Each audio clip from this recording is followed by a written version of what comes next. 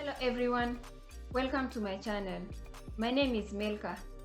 For several years, I've worked with Transact SQL, which is commonly known as T-SQL, to help clients find meaning to their data.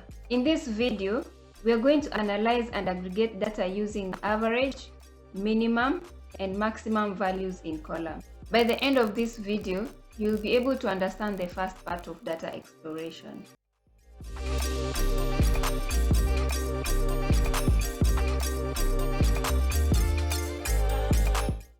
To run our queries, we will come to Kaggle website and download the US counties COVID-19 dataset. It's around 53 MBs. We'll click on download tab and save the file. It will load. We wait for a few minutes for it to load. After downloading the dataset from Kaggle, we will come to the SQL Server and create a new database where we will store the data. We'll come to the database, right click, select new database and name it test database. Then you'll click OK. After that, you will see the database has been created.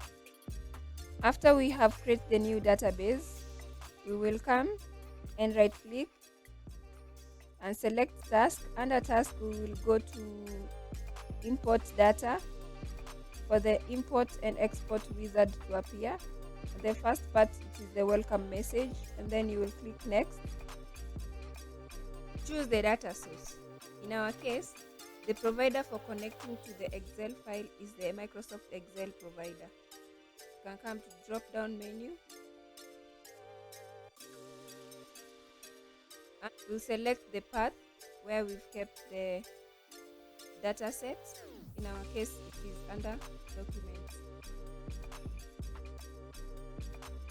For the Excel version, we will select the 2016.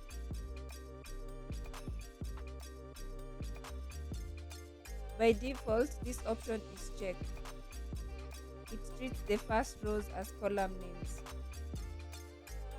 When everything is okay, you click next.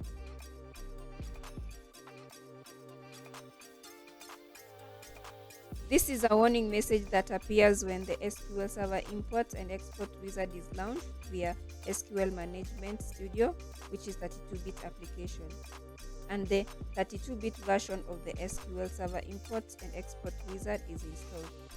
We'll share in another video on how to resolve this, but for now, we will launch it from the Start menu.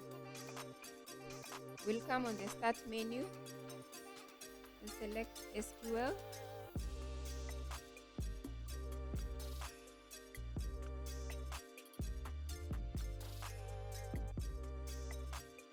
Once it has opened the wizard, we'll click Next.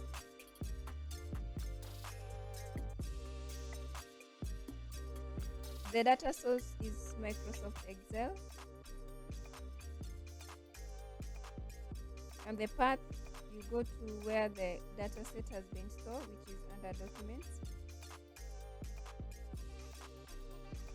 and we'll use the 2016 version.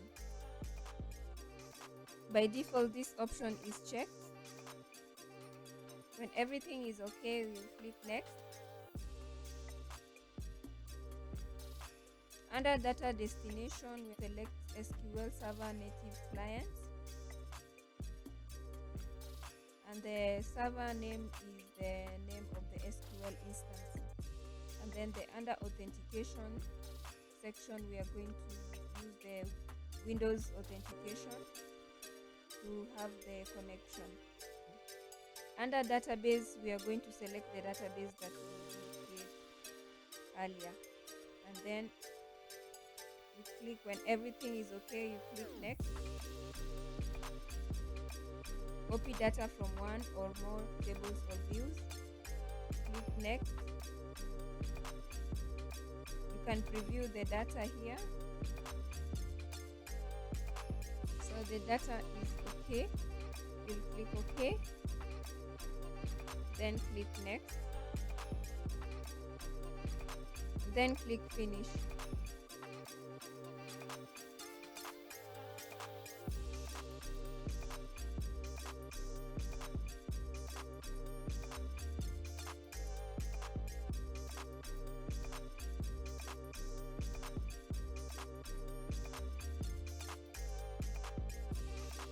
You'll come to database and right click to refresh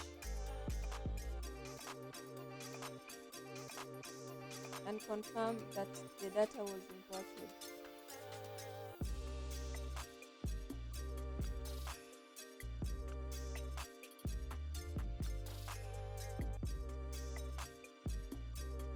You can select the top 1000 row .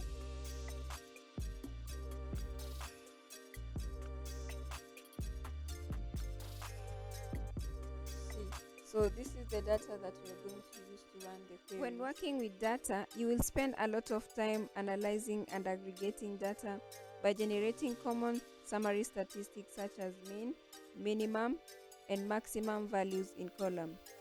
When we run the queries on US counties COVID-19 table, the data displayed by counties has several interesting statistics like dates, county, states, and cases.